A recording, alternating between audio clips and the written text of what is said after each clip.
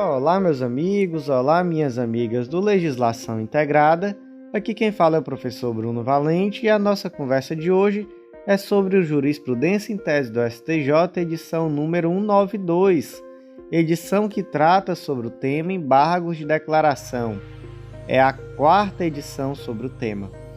Então, antes de começar, fica aquele convite para você que ainda não nos segue, que ainda não é inscrito no nosso canal, seja no Spotify, Deezer, Apple Podcasts, Google Podcasts, YouTube, ou por onde quer que você nos escute, não deixa de seguir, não deixa de ativar o sininho para receber a notificação dos novos vídeos, curtir os vídeos para poder avisar para a plataforma que esse vídeo é relevante para você e também de compartilhar com os amigos para ajudar esse canal a crescer e nos ajudar a conseguir continuar trazendo esse conteúdo.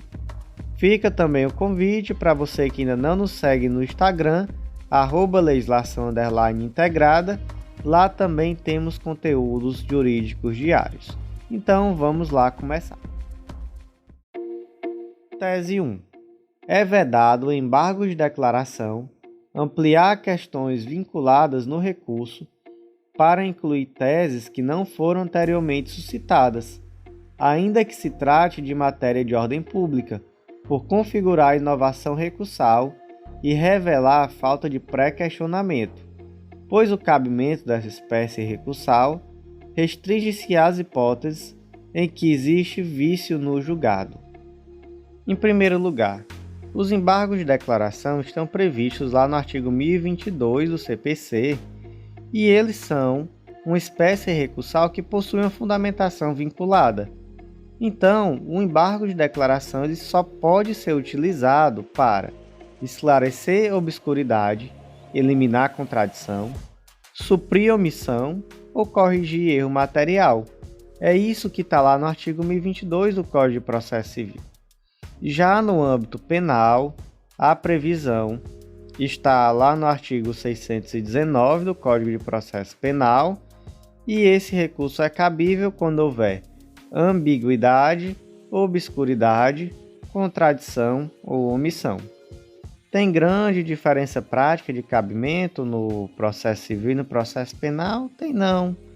Até porque o próprio erro material, que está lá no artigo 1022 do Código de Processo Civil, mas não está lá no 619 do CPP, ele é cabível também no âmbito do processo penal. A gente vai até conversar sobre isso mais na frente, lá na tese 9. Então não há grande diferença. Mas o que eu quero é só que vocês tenham em mente isso.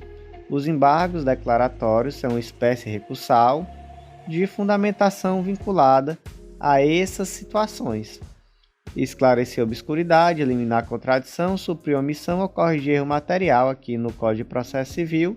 Se for lá no Código de Processo Penal, você vai pensar sempre em ambiguidade, obscuridade, contradição ou omissão. E aí, temos aqui uma situação em que o indivíduo não trouxe um determinado argumento, não trouxe uma determinada fundamentação durante o seu processo, durante o seu recurso, etc.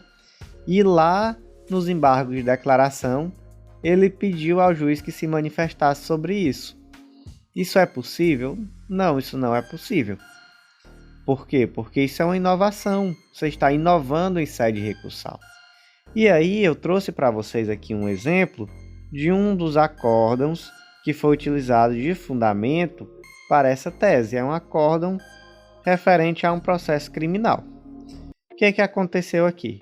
O Mévio, claro, sempre um caso concreto adaptado, ele foi condenado pelo artigo do crime 33 da Lei de Drogas, ou seja, por tráfico, e foi aplicado o regime inicial fechado. O advogado do Mévio impetrou um habeas corpus afirmando que a ele teria de ser aplicada a causa de diminuição do artigo 33, parágrafo 4º, ou seja, o tráfico privilegiado, porque Mévio era primário, tinha bons antecedentes e não se dedicava a atividades criminosas nem integrava a organização criminosa. E aí, esse habeas corpus foi julgado improcedente e o fundamento foi de que não, na verdade, Mévio não tinha bons antecedentes. porque Melville tinha uma condenação anterior. E aí foi julgado improcedente. E aí o advogado do Melville opôs embargos declaratórios, dizendo que a decisão era omissa, porque ela deixava de se manifestar sobre a posição do STJ de que as condenações muito antigas podem ser desconsideradas para efeitos de má antecedência. Tem inclusive tese do Jurisprudência em Tese sobre esse assunto. E aí, qual é a discussão? É possível esse tipo de embargos declaratórios? Porque, veja bem, a defesa do Melville em nenhum momento tratou sobre isso. Na verdade, ela até então estava defendendo que o Melville era primário, que ele nunca tinha sido condenado por nenhum crime. E aí, de repente, vem o embargo declaratórios afirmando que a decisão é omissa porque não se manifestou sobre um tema que nunca foi abordado em toda a ação. É possível? Não, não é possível. Por quê? Porque se está inovando em questões que não foram suscitadas anteriormente. Tese 2. A ausência de indicação nas razões dos embargos declaratórios da presença de quaisquer vícios de cabimento do recurso implica o não reconhecimento dos aclaratórios por fundamentação recursal deficiente. Aquilo que a gente já conversou, gente, lá na tese 1. O recurso de embargo de declaração tem fundamentos que são vinculados. Você deve necessariamente apontar que existe ali uma obscuridade, uma contradição, uma omissão ou um erro material. Você precisa apontar isso. Se você não aponta a existência de nenhum desses fundamentos, seu recurso não será processado. Por quê? Porque existe aqui uma fundamentação deficiente.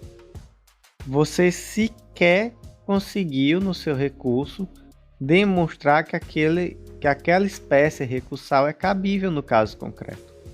Então, muito cuidado, porque às vezes eu vejo isso na prática, pessoas oporem embargos declaratórios e se esquecerem do básico, de dizer, eu estou aqui falando de uma contradição, estou aqui falando de uma omissão, é uma obscuridade, ou então não, é um erro material.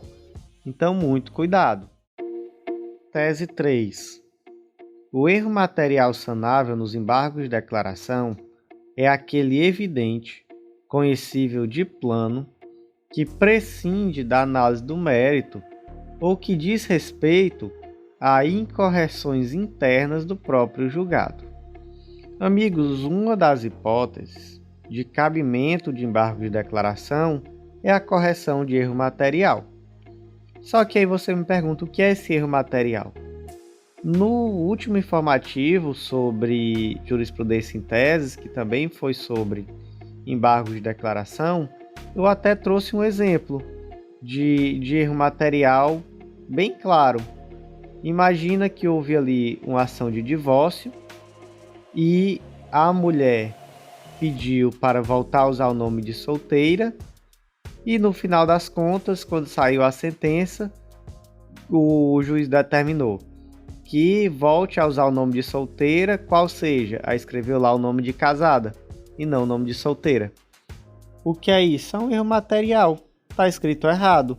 E aí nesse caso a gente viu, lembrando lá da edição anterior, que a outra parte nem precisa ser intimada para se manifestar, porque enfim, nem sequer diz respeito a ela, e se trata ali de uma mera correção de um erro de escrita, de fato.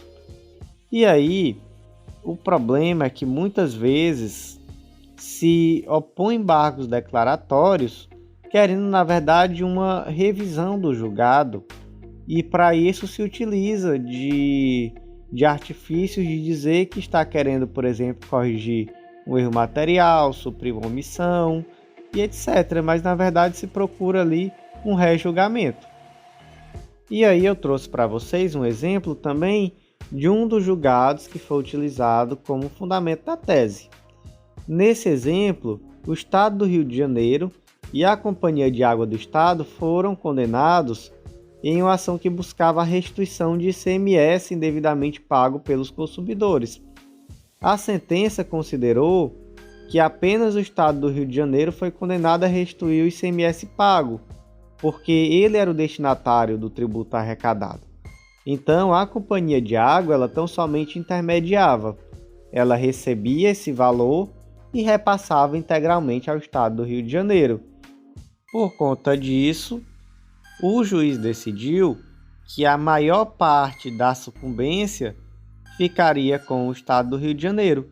Então, por exemplo, disse que, olha, 90% dos ônus de sucumbência são do Estado do Rio de Janeiro e 10% são da Companhia de Água do Estado.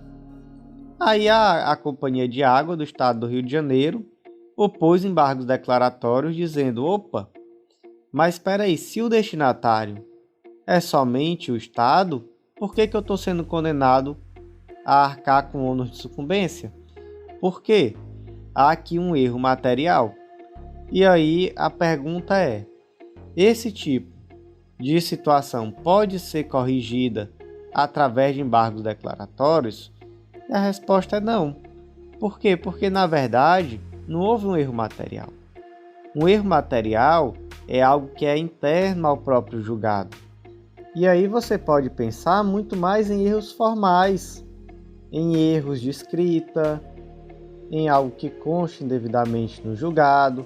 Então, por exemplo, você não pode sustentar que é um erro material a falta de utilização de um precedente, entendeu? Esses pontos não são erros materiais para efeitos de embargo de declaração. E nesse caso aqui, o que existe é uma verdadeira resignação. O indivíduo, que no caso a Companhia de Água do Estado do Rio de Janeiro, não concordou com a posição do juiz no julgamento. Então, o recurso cabível aqui é embargo de declaração? Não, o recurso cabível aqui vai ser uma apelação, por exemplo, a depender do momento processual em que o processo esteja, Tese 4. A oposição de embargos declaratórios intempestivos não interrompe nem suspende o prazo para a interposição de novos recursos. Amigos, um dos efeitos mais interessantes do embargo de declaração é que ele interrompe o prazo para a interposição de outros recursos. Está lá no artigo 1026. Os embargos de declaração não possuem efeito suspensivo e interrompem o prazo para a interposição de recurso. Então, por exemplo, foi proferida uma sentença. Em face dessa sentença, o indivíduo vai ter 5 dias para apresentar embargos de declaração ou 15 dias para apresentar apelação. Se no 4º dia ele apresenta embargos declaratórios, esse recurso vai para julgamento do juiz e após o julgamento dos embargos declaratórios, ele vai ter novamente os 15 dias para apresentar a apelação, ou seja, interrompeu. Agora chega a dúvida, e se o indivíduo só põe esses embargos declaratórios lá no 6º dia, no 7º dia, ele perdeu o prazo? Esse recurso de embargos, ele vai ter esse efeito de interromper o prazo para apelação também? E não vai. Simplesmente não vai, porque esse recurso ele foi apresentado fora do prazo. Ele é intempestivo, então ele não tem nenhum tipo de efeito. Ele sequer vai ser conhecido. E aí, gente, eu trago aqui para vocês uma tabelinha no material escrito que traz uma certa necessidade de cuidado. Em primeiro lugar, recurso intempestivo. O embargo de declaração intempestivo, ele de fato não interrompe nem suspende prazo para nenhum outro recurso. E o embargo de declaração improcedente? Aí não tem nada a ver, ele vai interromper da mesma forma. E os embargos de declaração manifestamente improcedentes? Veja só, manifestamente improcedentes. Aí já existe uma divergência. Então temos decisões do STF dizendo que embargos de declaração manifestamente improcedentes não possuem efeito interruptivo do prazo para outros recursos, e temos decisões do STJ, inclusive da Corte Especial do STJ, dizendo que não, que há sim esse efeito de interrupção, mesmo no caso de embargo de declaração manifestamente improcedente. Então veja só, a única hipótese dos embargos de declaração, mesmo contendo pedido de efeitos modificativos, não interromperem o prazo para posteriores recursos, é o de intempestividade, que conduz ao não conhecimento do recurso. Então, para o STJ, a posição aqui é mais favorável. E, gente, venhamos e convenhamos que é uma posição melhor acerca do tema. É muito gravoso você entender pela improcedência de um embargo de declaração, ainda que se diga é manifestamente improcedente. Existe uma carga subjetiva muito grande em dizer que algo é manifestamente improcedente, e aí você retirar inclusive o prazo recursal para apelação, ou para o recurso especial, para o recurso extraordinário, etc., para o recurso que seja. Então, assim, realmente é muito gravoso pensar dessa forma. Então, a posição da STJ aqui é de fato muito mais positiva e muito mais louvável. E outra situação que eu trago aqui, que saiu também em jurisprudência em tese, lá na edição 190, são os embargos de declaração opostos contra a decisão de inadmissibilidade do recurso especial proferida na instância ordinária. E aí, veja só o que diz a tese 2, lá da edição 190. Os embargos de declaração, quando opostos contra a decisão de inadmissibilidade do recurso especial proferida na instância ordinária, não interrompem o prazo para a interposição do agravo previsto no artigo 1042 do CPC, um único recurso cabível, salvo quando a decisão for tão genérica que impossibilite ao recorrente aferir os motivos pelos quais teve seu recurso negado, de forma a inviabilizar a interposição do agravo. Então, gente, aqui é uma situação muito interessante, porque em face dessa decisão que inadmite o recurso especial ou extraordinário, só cabe um único recurso, que é o agravo do 1042 do CPC. Se você opõe embargos declaratórios, nesse caso, esses embargos não vão ter sequer o efeito de interromper o prazo para apresentação do recurso cabível. Se você quiser aprofundar, dá uma olhada lá na edição 190, tese 2, ou escuta o podcast que a gente também conversa bastante sobre esse assunto. Tese 5. Reconhecida a intempestividade do agravo, não se conhece dos embargos de declaração posteriormente opostos que não se insurgem contra referido óbice recursal. Então vamos aqui para duas situações. A Maria propôs uma ação julgada improcedente em primeira e em segunda instância. Em face do acórdão de segundo grau, Maria apresentou recurso especial, o qual não foi conhecido com fundamento na súmula 7 do STJ, que é aquela súmula que não passa nada, não deixa passar nada para o STJ. Interposto o agravo em recurso especial, em decisão monocrática, o presidente do STJ não conheceu do recurso, concluindo por sua intempestividade. Situação 1. Em face da decisão que julgou o recurso intempestivo, Maria apresentou embargos de declaração que questionaram a aplicação da súmula 7. Os referidos embargos são cabíveis? Não. Por quê? Porque a decisão do presidente do STJ que não conheceu do recurso, não conheceu por conta da intempestividade.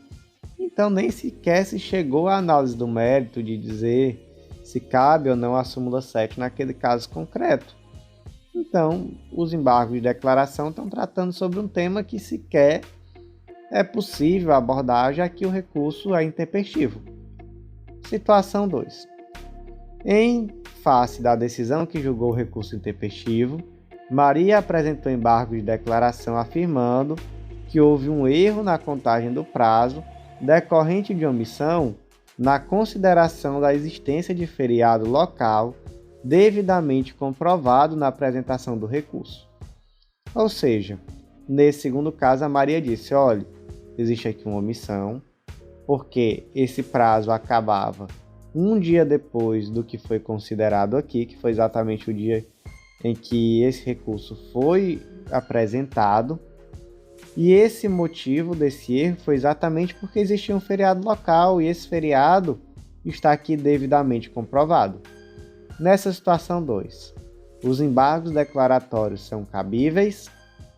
Sim, são perfeitamente cabíveis. A diferença é que, nesse segundo caso, o embargo de declaração está sendo oposto exatamente em face daquela decisão, daquele argumento utilizado para o não conhecimento do recurso. Então, não faz sentido, no primeiro caso, você tratar sobre outro tema.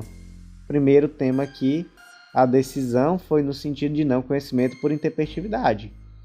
Se você quer tratar sobre alguma coisa no embargo de declaração, tem que ser sobre intempestividade. Tese 6.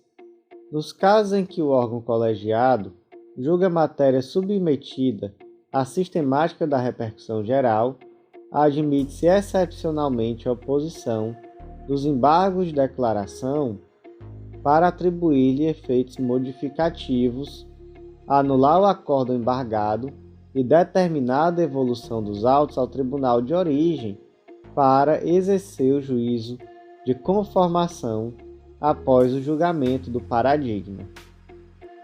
Gente, vamos pensar aqui nessa tese em conjunto com outra tese do STJ, que foi lá na edição 190, a tese 5.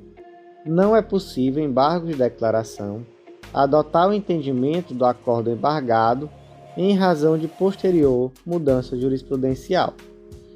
Então, imagina aqui um caso concreto. João propôs uma ação em face da empresa X, a ação foi julgada improcedente. Ocorre que um dia após, o STJ julgou uma matéria idêntica de forma bem mais favorável a João. E aí o João ele poderá opor embargos declaratórios pedindo a adequação dessa sentença ao que foi decidido pelo STJ, e aí existe uma divergência sobre o tema. O STJ entende que não, então está aqui a tese 5, lá da edição 190, do Jurisprudência em Teses, mas o STF já decidiu favoravelmente. Então, lá no informativo 976 do STF, por exemplo, se decidiu que cabe embargo de declaração com efeitos infringentes para adequar a decisão embargada à jurisprudência superveniente. Uma posição bem mais interessante, inclusive, aqui do STF. Agora vamos para uma situação concreta um pouco diferente.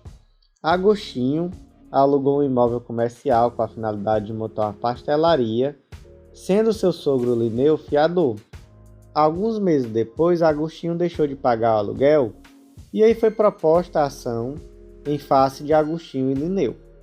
Agostinho não tinha nenhum bem, Linneu só tinha a casa que ele morava com a sua própria família.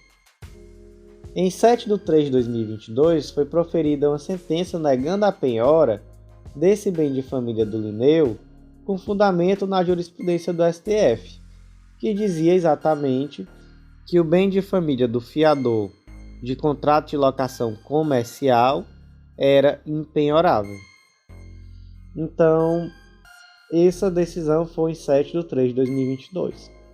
Ocorre que em 8 de 3, o STF julgou o tema de repercussão geral 1127, modificando a sua posição. E aí lá no tema 1127 se decidiu que é constitucional a penhora do bem de família pertencente a fiador de contrato de locação, seja residencial, seja comercial. E aí no dia 9, um dia depois, o locador já opôs embargos declaratórios, requerendo a adequação da decisão à tese fixada. E aí? Esses embargos declaratórios eles são cabíveis? E aí, nesse caso, não existe divergência entre STF e STJ. Nesse caso, são cabíveis sim os embargos declaratórios. Qual é a diferença? A diferença é que aqui existe uma decisão submetida à sistemática da repercussão geral. E aí, nesse caso, é possível sim um embargo de declaração com efeito modificativo. Já naquele primeiro caso que a gente conversou, se tratava de uma mera decisão do STF ou do STJ. Então, naquele primeiro caso, segundo a STJ, não seria possível esse tipo de embargo de declaração com efeito infringente para simplesmente adequar a decisão àquilo que foi decidido pelo Tribunal Superior. O outro caso em que também seria possível seria, além da tese de repercussão geral, também aquela orientação fixada no julgamento de recursos repetitivos. Então, nesses dois casos, é possível, segundo a STF e a STJ, a oposição de embargos declaratórios para adequar o entendimento àquilo que foi fixado. Tese 7. Não são admissíveis os segundos embargos de declaração opostos pela mesma parte contra a mesma decisão em razão da preclusão consumativa e do princípio da unirrecorribilidade. Vamos aqui para um caso concreto. A ação de Maria foi julgada improcedente. Na sentença, entretanto, havia uma omissão e uma contradição. Omissão. O juiz deixou de se manifestar sobre um documento constante nos autos, e esse documento teria sido decisivo para o julgamento. Contradição. O juiz decidiu determinado ponto do pedido de forma contrária à fundamentação. E aí a Maria opôs os embargos de declaração. Ocorre que ela opôs esse embargo de declaração afirmando tão somente que existia uma omissão. E aí foi julgado esse embargo de declaração, certinho, independentemente do resultado. Mas o que interessa é que logo depois, Maria apresentou novos embargos declaratórios, agora afirmando também que existia uma contradição naquela primeira sentença. E aí esses novos embargos poderão ser processados? A resposta é não, não poderão ser processados. Por quê? Porque houve preclusão consumativa. Há aqui o princípio da unirrecorribilidade. Nesse primeiro recurso, Maria já deveria ter trazido todos os argumentos, todos os pedidos. Ela não pode primeiro recorrer em face da contradição e só depois em face da omissão. Quanto tempo ia durar um processo se fosse possível ficar fazendo isso? Ficar recorrendo por partes. Então, na verdade, em relação àquela contradição, houve preclusão consumativa, já era, transitou em julgado, inclusive esse tema, não dá mais para recorrer. Aí você pode perguntar, professor, então quer dizer que não existe a possibilidade de apresentar embargos em cima de embargos? E aí não. Veja só, é possível você propor os segundos, os novos embargos declaratórios, segundos embargos.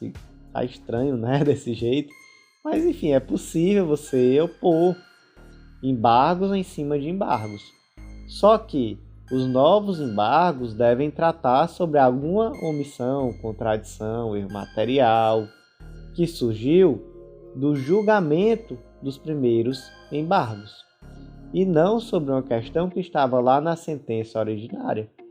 Então, o erro aqui de Maria foi deixar de tratar de um tema na apresentação dos embargos e achar que ela poderia posteriormente opor outros embargos para tratar do mesmo tema. E aí não, houve preclusão. Tese 8. É possível o conhecimento dos embargos de declaração, independentemente do depósito prévio da multa prevista no artigo 1021, parágrafo 4º do CPC, quando o recurso questiona a própria aplicação da penalidade quanto à sua base de cálculo. Então veja só, o que diz lá no artigo 1021, parágrafo 4º. Quando o agravo interno for declarado manifestamente inadmissível e improcedente em decisão unânime, o órgão colegiado, em decisão fundamentada, condenará o agravante a pagar ao agravado multa fixada entre 1% e 5% do valor da causa. Parágrafo 5º. A interposição de qualquer outro recurso está condicionada ao depósito prévio do valor da multa prevista no parágrafo 4º, à exceção da Fazenda Pública e do beneficiário da Justiça gratuita, que farão o pagamento ao final. Então veja só, aqui existe uma situação, lá no agravo interno, que é aquele agravo cabível em face de decisões proferidas pelo relator. E aí, quando esse agravo interno é manifestamente, veja só, manifestamente inadmissível e improcedente, isso é decidido em votação unânime, é possível a aplicação de uma multa. E enquanto esse indivíduo não paga essa multa, ele não pode apresentar nenhum outro recurso. Veja só que penalidade gravosa, né? Ele não pode apresentar nenhum outro recurso. Agora imagine uma situação em que o indivíduo recebe uma multa dessas, mas ele sequer consegue verificar de uma forma clara qual é o valor dessa multa. Por quê? Porque a base de cálculo não está suficientemente apontada na decisão. E aí, o que ele deve fazer? Ele pode opor embargo de declaração pedindo que seja ali informado de forma clara qual é a base de cálculo dessa multa? Sim, ele pode. Então veja só, é possível o conhecimento dos embargos de declaração, independentemente do depósito prévio da multa prevista no artigo 1021, parágrafo 4º, quando o recurso questiona justamente a própria aplicação da penalidade quanto à sua base de cálculo. Porque veja bem, como é que ele iria juntar a multa se ele sequer sabe qual é o valor dessa multa? Então, ele está questionando exatamente a base de cálculo, ele quer saber quanto é o valor da multa. Então, nesse caso, é possível sim deixar de juntar a multa e mesmo assim opor os embargos declaratórios. Tese 9. No âmbito penal, são cabíveis embargos de declaração quando houver na decisão embargada erro material. Isso se dá por aplicação subsidiária do Código de Processo Civil. Amigos, já conversamos sobre isso. O artigo 1022 do CPC traz 4 situações em que é possível apresentar embargo de declaração: esclarecer a obscuridade, eliminar a contradição, suprir a omissão ou corrigir erro material. Vamos lá, mais uma vez. Esclarecer a obscuridade, eliminar a contradição, suprir a omissão ou eliminar erro material. Já o Código de Processo Penal também traz 4 hipóteses, quando a decisão tiver ambiguidade, obscuridade, contradição ou omissão. Então veja bem, não há aqui no Código de Processo Penal, no artigo 619, o erro material. É possível, entretanto, opor embargos declaratórios quando a decisão em processo penal tiver um erro material? É possível, plenamente possível, e aqui se aplica de forma subsidiária o Código de Processo Civil. Basicamente isso. Tese 10. Muito cuidado com essa tese 10, tá? Os embargos de declaração opostos, com base no artigo 619 do CPP, não interrompem o prazo para a interposição de recursos quando não conhecidos, incabíveis ou improcedentes.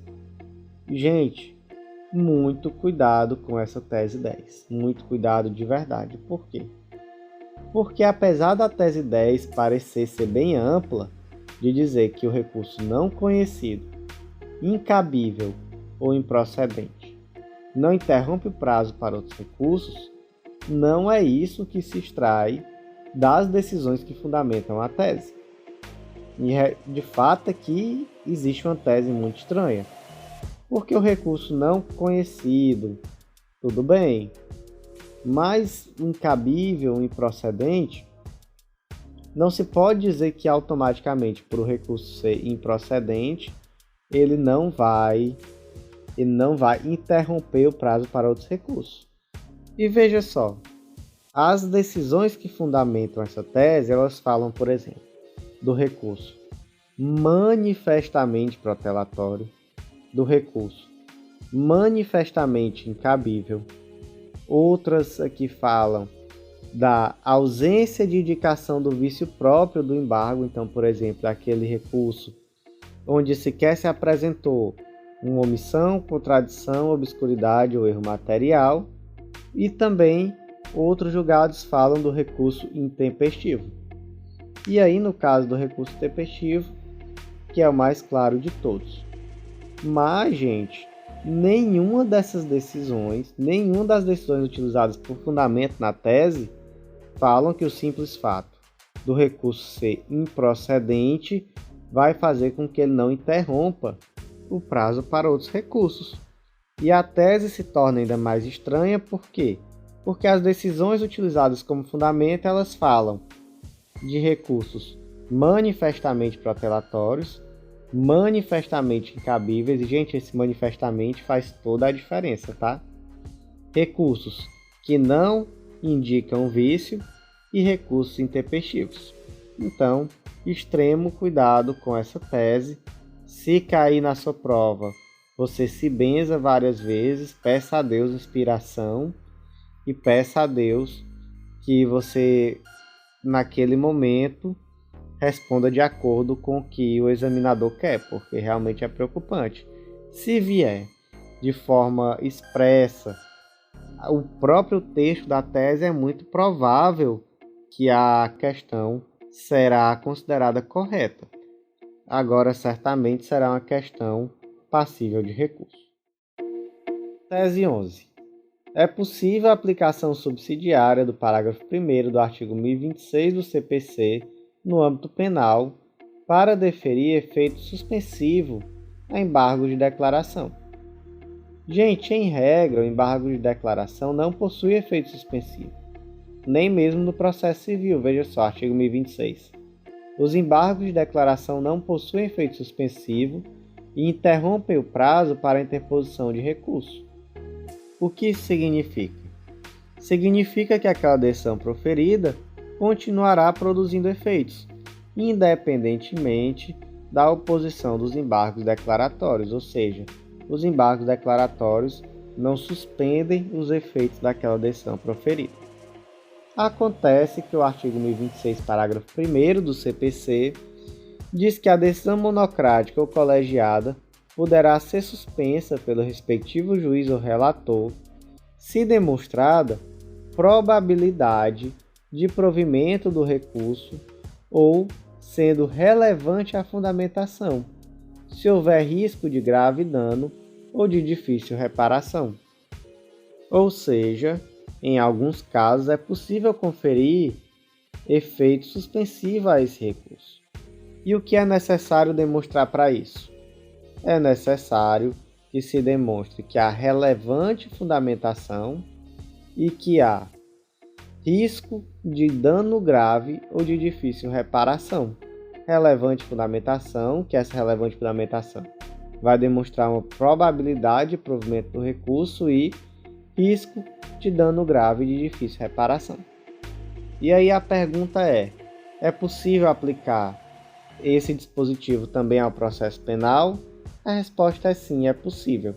Vamos aqui para um caso concreto, também aqui em uma situação bem semelhante a um dos julgados utilizados como fundamento para essa tese. O juiz da primeira vara criminal de Fortaleza determinou a prisão preventiva de Tício, mas apenas um ano depois a prisão foi efetivamente realizada. Após um tempo preso, a defesa de Tício apresentou habeas corpus alegando excesso de prazo da prisão preventiva. A ordem foi concedida, determinando a soltura de Tício. A acusação, entretanto, apresentou embargos declaratórios, afirmando que não havia excesso de prazo, posto que a decisão incorretamente se baseava na data da expedição do mandado de prisão, e não na data da prisão propriamente dita. E aí, além disso, a acusação pediu que fosse conferido efeito suspensivo aos embargos, evitando que Tício fosse imediatamente liberado. E aí, é possível esse tipo de efeito? Sim, é possível. E no caso concreto real, claro, com as suas peculiaridades, o relator conferiu esse efeito suspensivo, entendeu que havia uma probabilidade de provimento e que a fundamentação era relevante, porque de fato a data que deveria ser considerada era a data da efetivação da prisão e não a data da expedição do mandado de prisão, e também entendeu que haveria um risco de dano grave ou de difícil reparação com a soltura do indivíduo. Então, no caso concreto, temos aqui uma aplicação tranquila da disposição do Código de Processo Civil também no processo penal. Tese 12. Embora seja possível o órgão jurisdicional conceder habeas corpus de ofício quando constatada a ocorrência de flagrante ilegalidade, tal providência não é impositiva em embargo de declaração. Hipótese recursal cabível apenas para sanar ambiguidade, obscuridade, omissão ou contradição. Gente, o habeas corpus é um remédio constitucional previsto lá no artigo 5º da Constituição e que tem por objetivo tutelar indivíduos que se sofrem ameaçados de sofrer violência ou coação à sua liberdade de locomoção. E uma peculiaridade é que o habeas corpus pode ser, inclusive, concedido de ofício. Então, caso seja verificada a existência de uma grave ilegalidade ao direito de locomoção, é possível que esse habeas corpus seja concedido ainda que não haja pedido em relação àquela ilegalidade em questão. Vamos aqui para um caso concreto adaptado, também pautado em uma das decisões que foi utilizada como fundamento para essa tese. O Epaminondas é réu em ação penal e, em sede de embargo de declaração apostos em face de agravo regimental, o Epaminondas fez o seguinte pedido: requer, ao final, o acolhimento do incidente aclaratório com efeitos infringentes, a fim de que seja sanado o vício apontado para que seja aclarada a competência da Justiça Federal Especializada Eleitoral, ou, subsidiariamente, seja concedido habeas corpus de ofício. Ou seja, em um embargo de declaração, ele pediu que subsidiariamente, caso esses embargos não sejam deferidos, seja concedido habeas corpus de ofício, já que ele entendia que ali existia uma grave ilegalidade. E aí, gente, é até interessante, porque esse pedido, na verdade, ocorreu, olha só, vamos aqui com cuidado, ocorreu em um embargo de declaração, opostos em embargos de declaração, opostos em embargos de declaração, opostos em agravo de regimental, nos embargos de declaração, no recurso especial. Ou seja, foi o 6º recurso, um em cima do outro. Embargo de declaração, no embargo de declaração, no embargo de declaração, no agravo regimental, no embargo de declaração, no RESP. E aí ele ainda pediu que nesse 6º recurso, sempre ali um em cima do outro, fosse concedido habeas corpus de ofício. E aí o STJ entendeu que não havia ali, em primeiro lugar, nem o vício a ser sanado, não havia ambiguidade, obscuridade, omissão ou contradição, e muito menos seria impositivo ao tribunal reconhecer algum tipo de ilegalidade conferindo um habeas corpus de ofício naquele caso. Então veja bem, a decisão foi no sentido de que não é impositivo, não foi de que não cabe. Então não seria correto afirmar aqui que seria incabível conceder o habeas corpus de ofício. Não seria por aí. Mas, na verdade, o que se verificou aqui na prática foi que aparentemente o advogado estava se utilizando de um artifício, querendo prolongar o máximo possível esse processo, já que no terceiro embargo de declaração seguido, num agravo de regimental em face de embargo de declaração no RESP, e aí, como ele não apresentou nenhum tipo de vício, de ambiguidade, obscuridade, omissão ou contradição, ele tentaria salvar o recurso pedindo que fosse deferido um habeas corpus de ofício. E aí realmente não é essa a função do embargo de declaração. Aqui utilizado não para sanar um daqueles vícios previstos como hipótese de cabimento, mas de fato para tentar uma modificação do recurso e para tentar fazer com que o tribunal se manifeste sobre pontos outros. Meus amigos, por hoje foi isso. Eu agradeço muito a vocês que ouviram até o final. Faço também aquele convite para você que ainda não conhece nossos materiais, ainda não conhece o Clube da Lei, acessar legislaçãointegrada.com.br, fazer o cadastro gratuito na plataforma, baixar nossos materiais de degustação e ver como funciona esse projeto que procura te dar um estudo integrado de lei seca e jurisprudência, fugir um pouco daquele estudo decoreba da lei seca e trazer aqui algo muito mais integrado, muito mais organizado, com planos de leitura pensados em um estudo de longo prazo e também em um clube que te oferece a oportunidade de não precisar gastar com material novo a cada prova, já que a assinatura te dá acesso a todos os planos de leitura de forma ilimitada. Então, meus amigos, por hoje foi isso. Eu agradeço muito a vocês e até a próxima.